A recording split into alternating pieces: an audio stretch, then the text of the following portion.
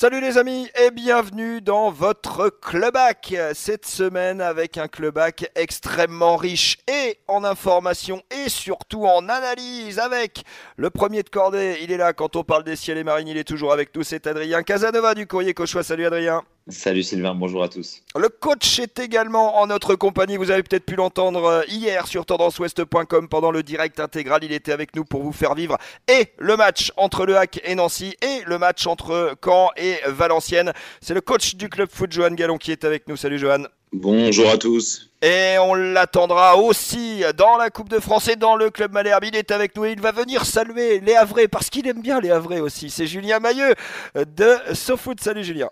Bonjour à tous.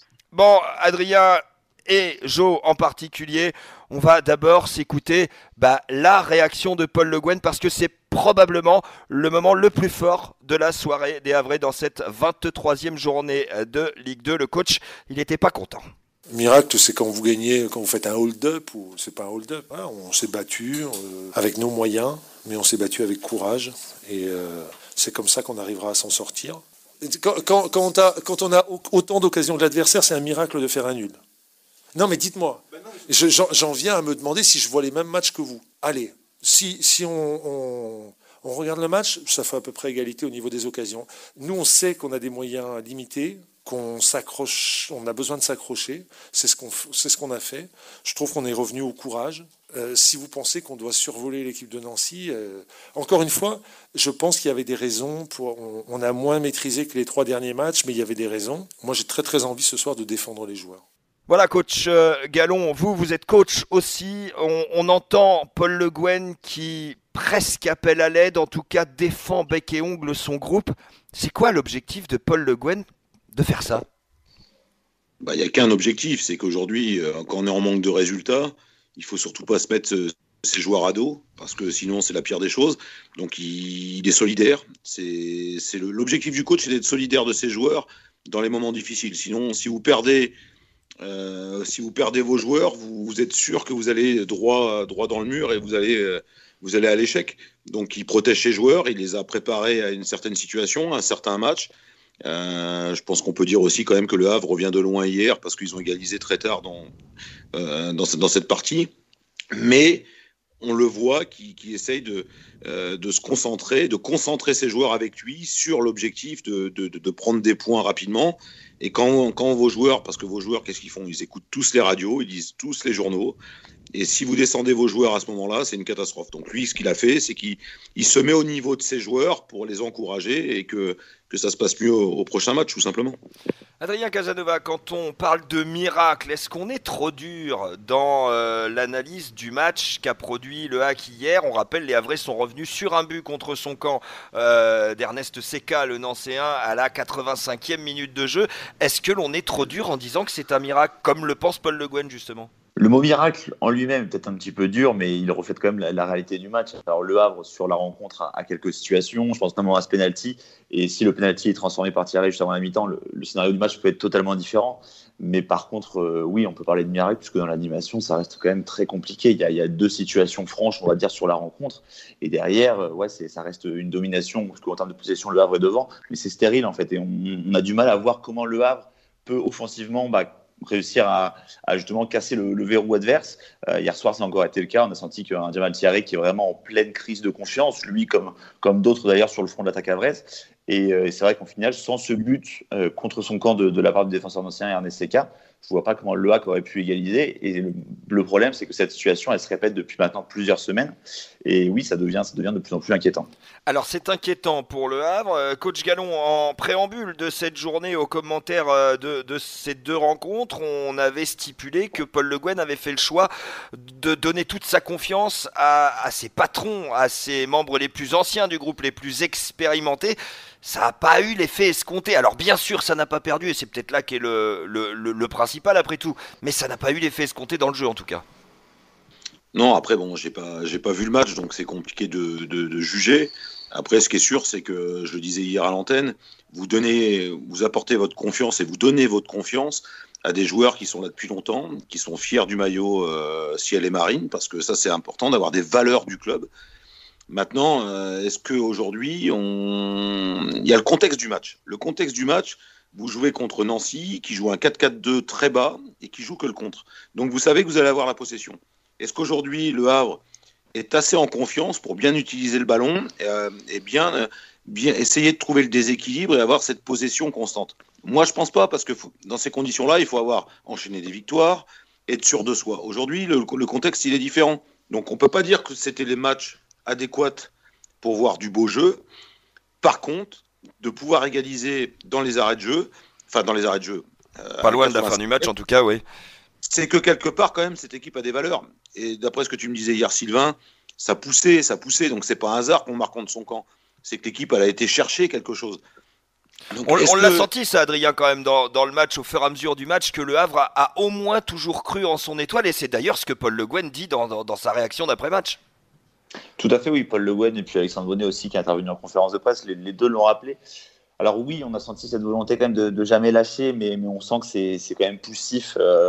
Oui, sur la fin du match, il y a cette égalisation qui est heureuse, mais moi je trouve que c'est quand même difficile aujourd'hui. Alors après, oui, le mérite leur revient parce qu'ils ne lâchent pas. Et aujourd'hui, dans la situation qui est la leur, on est un peu sur une mission. Alors même si pour l'instant, il y a encore un peu d'avance sur la zone rouge, mais on est encore un peu dans une mission commando. On sent un navire qui est à la dérive et qu'il va falloir vite essayer de redresser la barre. Donc oui, il y a le mérite qu'il ne faut pas retirer aux joueurs. Il y a des choses qui ont même été positives. Faut pas non plus, il y a pas tout n'est pas ajouté dans ce match. Il y a quand même des motifs de satisfaction. Le HAC, ne perd pas. Enchaîne un 4e match sans défaite, ça c'est à noter tout de même. Il y a eu des entrées qui ont été intéressantes. Je pense notamment au jeune Elias Mahmoud. Donc tout n'est pas acheté, mais c'est vrai que il va falloir montrer d'autres choses, essayer de tous ensemble d'aller chercher quelque chose de mieux quand même dans les prochaines semaines, parce qu'avec ce même fond de jeu, ça va être très compliqué. Alors coach Gallon, vous êtes un adepte la victoire, la confiance et la dynamique revient par le jeu. C'est plus que jamais par le jeu que Paul Le Guen va réussir à retrouver son groupe? Moi je le pense, mais aujourd'hui il y a un constat, c'est qu'on parle de Thierry, mais une Thierry dépendance, ça va pas exister. Thierry, il a besoin de joueurs autour de lui pour pouvoir exister. On n'a pas un Kadewere qui, lui, avait des qualités autres que Thierry. Et je pense que Kadewere, s'il a brillé aussi à un moment donné au Havre, c'est qu'il y avait Thierry qui lui a ouvert des espaces, qui a créé des choses autour de lui pour pouvoir aussi briller. Mais Thierry n'est pas le même profil. Et aujourd'hui, on ne peut pas compter sur Thierry pour pouvoir faire des choses individuellement. Et moi, ce que j'entends, Thierry ceci, Thierry cela, mais il faut amener une organisation et une organisation de jeu autour de lui pour le mettre dans les meilleures conditions. Pour moi, aujourd'hui, il n'est pas dans les meilleures conditions. Mais ça, c'est le type d'une équipe qui n'est pas en confiance. Donc, souvent, on dit les défenseurs, quand on prend un but, c'est la faute des défenseurs, et quand on ne marque pas, c'est la faute des attaquants. Mais moi, je pense que c'est l'animation en général qui doit être autre. Mais pour qu'elle soit autre, il faut que l'équipe soit en confiance. Et là, en l'occurrence, on voit que cette équipe, hier, et ça je le savais, Sylvain, je te l'ai dit, allait avoir la possession face à Nancy, ça c'était sûr, mais pour bien utiliser le ballon, d'enchaîner des enchaînements de qualité au niveau technique, pour ça, il faut se sentir bien les uns les autres, il faut que la tête soit bien à l'endroit, et aujourd'hui, c'est un peu plus compliqué. Un peu plus compliqué aussi en coulisses et dans le relationnel avec les supporters. C'est un fait, Adrien Casanova du Courrier Cauchois. Ça commence à grogner de plus en plus fort. C'est presque évident, mais là, ça commence à appuyer sur l'accélérateur quand même, là. Forcément, oui, les supporters attendent mieux. Alors après, je pense que les supporters, au-delà de s'en prendre aux joueurs, les supporters ressentent. C'est surtout aux dirigeants. C'est surtout aux dirigeants. Exactement, c'est aux dirigeants. Quand on regarde Jo parlait de Kadewere, on l'a évoqué maintes et maintes fois. Malheureusement, il n'a pas été remplacé à sa juste valeur. Et aujourd'hui, je pense que le HAC le paye au prix fort. Boutaïb est arrivé, mais aujourd'hui, Boutaïb, par exemple, est absent sur le match d'hier. Alors, même si sur les 3 derniers matchs avec Boutaïb, c'était intéressant, on voit que là, dès qu'il n'est plus là, Thierry se retrouve à nouveau seul vraiment devant et c'est compliqué. Je pense que oui, la direction aurait dû mettre en tout cas des moyens plus importants sur le recrutement, parce que là, les supporters commencent à s'impatienter. On voit que là, on attendait encore des joueurs dans les dernières heures du mercato, personne n'est arrivé. À l'opposé, il y a eu 4 départs. Alors bon, on dégraisse un petit peu en termes de masse salariale, ça c'est une bonne chose, mais à côté de ça, on perd aussi des rotations. Alors même si c'est des joueurs qui étaient peut-être un petit peu décriés, on perd des rotations quand même. Et si on se retrouve avec des blessures, des suspensions, ça va commencer à être compliqué aussi pour Paul Le Guen à gérer tout ça. Donc c'est pour ça que hier, Paul Le Guen parlait de moyens limités et qu'il faisait un petit peu avec les moyens du moment. Et oui, je pense que même lui se rend compte que c'est difficile, qu'il n'a pas forcément l'appui de sa direction à ce sujet. Et ça, c'est quand même une surprise. Ça, c'est quand même une surprise qu'il n'a pas forcément l'appui de la direction et qu'il n'y a pas eu d'effort de fait. Ouais, tout à fait. Je suis assez d'accord là-dessus. Mais bon, du coup, je ne sais pas comment Paul Le Guen, de toute façon, va faire avec les moyens du bord. Je pense qu'il va rester jusqu'au bout de la saison. Je ne vois pas du tout les dirigeants l'évincer. Mais oui, c'est vrai que ça va être compliqué pour lui. Il va falloir qu'il trouve les ressources, les mots nécessaires pour réussir à impliquer tout ce petit groupe jusqu'au bout, parce que la mission maintien va être clairement compliquée. Mission maintien, et justement je conclus, Joe, j'allais te repasser la parole. Cette mission maintien, elle est d'autant plus difficile que le Havre, ils sont absolument pas programmés pour jouer ce maintien. Bon, on en parlait hier, je pense que c'est qui va essayer de jouer les 6 premières places pour être au moins dans les barrages. Aujourd'hui, c'est loin de la situation et autres. Est-ce que c'est une équipe qui est prête à lutter pour jouer le maintien? Je pense pas. C'est comme Caen. Dans l'état d'esprit des joueurs, c'est totalement différent. Maintenant, moi, je maintiens ce que j'ai dit depuis des mois et des mois. Aujourd'hui, Paul Le Guen commence à dire que son groupe, il manque des joueurs, qu'il n'a pas les joueurs adéquats à certains postes. Mais ça, il le dit aujourd'hui, mais il le pense depuis juillet. Et voilà. Et quand vous êtes coach, vous devez vous abstenir sur certaines choses. Vous ne pouvez pas tout dire. Mais aujourd'hui, le constat, il est le même constat qu'il faisait en juillet, sauf qu'il savait comment ça allait se passer. Et il a subi la situation. Quand vous vendez, parce qu'il y a eu Kadewere vendu, mais il y a eu d'autres joueurs comme le défenseur. Au bout d'un moment, vous gagnez de l'argent, mais il faut en investir un petit peu quand même pour retrouver des joueurs de même qualité. Et ça n'a pas été le cas. Donc il paye tout simplement le fait de ne pas avoir recruté un mercato d'été très moyen, un mercato hivernal, il est 0 arrivé. Voilà. Manque de rotation parce qu'ils ont laissé partir certains joueurs. Est-ce que vous croyez qu'aujourd'hui, le coach, à part limiter la casse et avoir un discours qui fait bonne figure auprès de tout le monde, est-ce que vous croyez qu'il est en confiance? Moi, je ne le pense pas du tout. Malgré toute l'expérience qu'a Paul Le Guen. Messieurs, dernière chose sur cette équipe du Havre cette semaine. Alors ça enchaîne cette semaine. Julien Mailleux lève le doigt. Amis supporters havrais, attention, ça peut faire mal. Julien, de SoFoot. En fait, la situation est telle qu'elle est, et j'en doute pas, le mercato n'a pas été satisfaisant, mais après, c'est le cas de tout le monde. Le actuel économique du football est très compliqué. Je pense que tout le monde savait qu'il y aurait quasiment pas de recrutement l'été dernier et qu'il y en aurait peut-être encore moins au mercato d'hiver. Ouais, mais je pense qu'avec la tombée d'argent qu'a connu le Havre, contrairement à énormément d'autres clubs, parce qu'ils ont quand même pris 13 millions et demi d'enveloppe au total entre Kadewere, Denizma et tous les autres, légitimement, les supporters pensaient qu'un investissement à hauteur de 4 ou 5 millions, ce qui est déjà très important en Ligue 2, des joueurs à 4 ou 5 millions en Ligue 2, c'est des top joueurs de Ligue 2. Donc, sur ça, voilà. Même quand on a de l'argent, c'est compliqué parce qu'en fait, les autres clubs, en général, eux, ne peuvent pas forcément recruter et du coup, parfois, ils ne sont pas vendeurs. Donc, c'est très, très compliqué de trouver, même quand on a une petite enveloppe, c'est très compliqué de pouvoir l'investir, même quand on prend le risque, parce qu'on n'a aucune visibilité, de pouvoir investir quelques millions. Moi, ça ne donne pas. Ouais, mais en juillet, il y avait de la visibilité. En juillet, parce qu'il n'y avait pas le problème de Média Pro et tout ce qui s'ensuit. Donc, il y avait de la visibilité. Justement, la plupart des clubs ont fait un budget par rapport à Média Pro et se posaient pas la question si le Covid allait revenir, si ceci, si cela. Donc, pour moi, aujourd'hui, je me mets à la place des supporters du Havre aujourd'hui. Simplement, pas vraiment en tant qu'entraîneur, mais en tant que supporter. Qu'est-ce qu'ils se disent? On a un investisseur qui est arrivé, il a gagné de l'argent sur Kadewere, il veut pas investir pour garder de l'argent pour lui. C'est la base, sans penser football et avoir faire de la littérature ou penser ou avoir une réflexion autre. Pour moi, c'est uniquement ça. Donc les supporters, c'est normal qu'au bout d'un moment, ils se disent il y a un problème. Mais le coach, pour moi, le coach, il pense qu'il y a un problème aussi.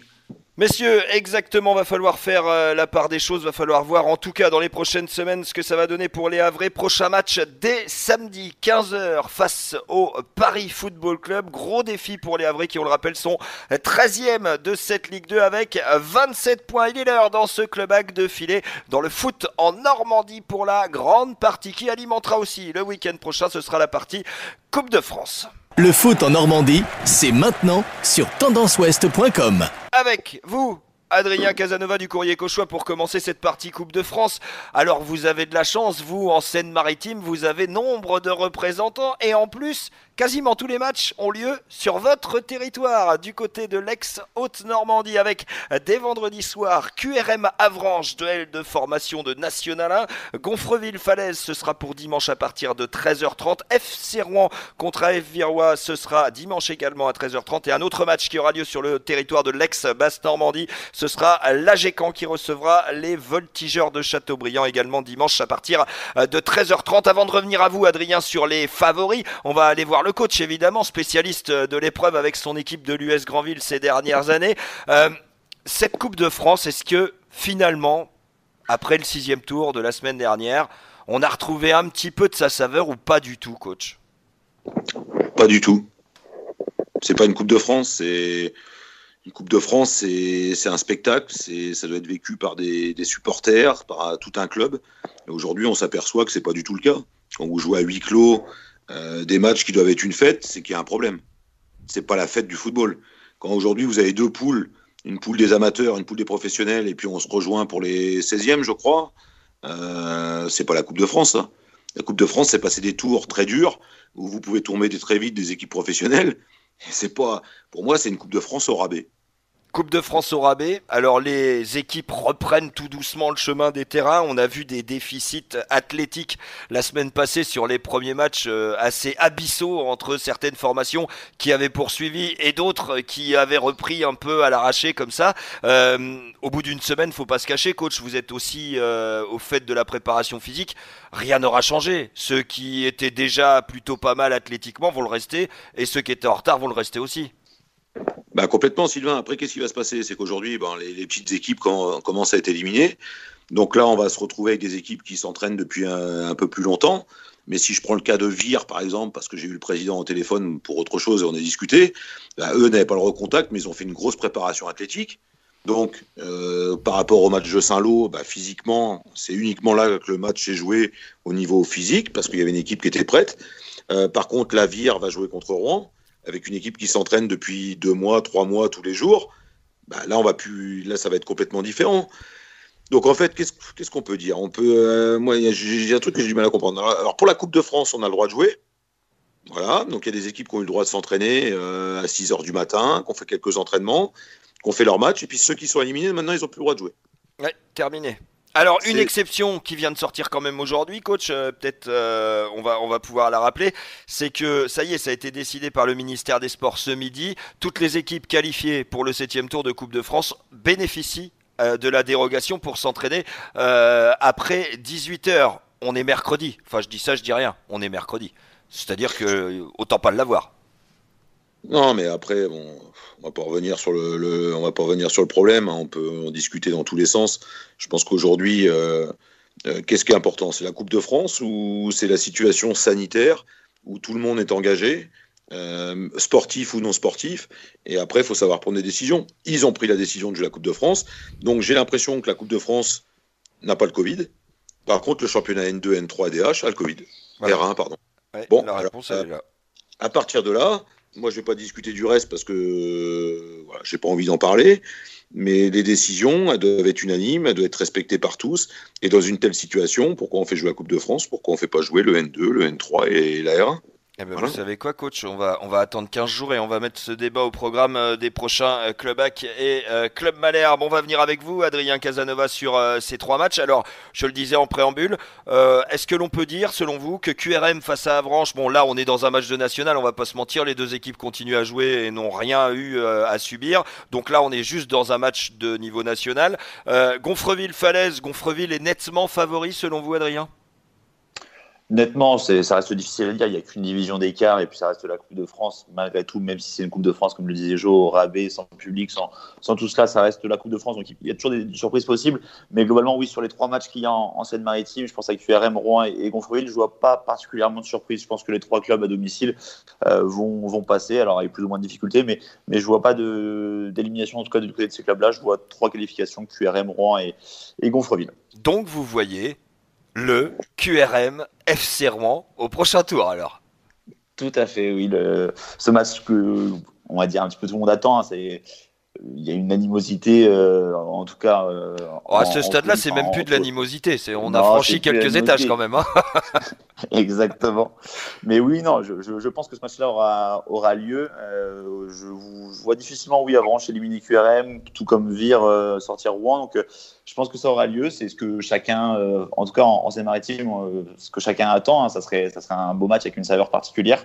Maintenant, voilà, hein, il y a encore 90 minutes à jouer sur ces 2 rencontres. Il faudra attendre le verdict. Exactement, avec l'autre match qui verra l'AG Caen opposé aux voltigeurs de Châteaubriand qui ont sorti Le Mans lors du tour précédent. Match très intéressant malgré tout pour l'AG Caen. On vous le rappelle, QRM Avranches vendredi soir à partir de 18h. Les 3 autres rencontres, Gonfreville-Falaise, FC Rouen-Vire et AG Caen Châteaubriand, ce sera dimanche à partir de 13h30. Merci à toutes et à tous d'avoir suivi ce nouveau Club Hack. Très bonne fin de semaine à l'écoute de Tendance Ouest et on se dit à la semaine prochaine pour de nouvelles aventures foot en Normandie. Podcast by Tendance Ouest.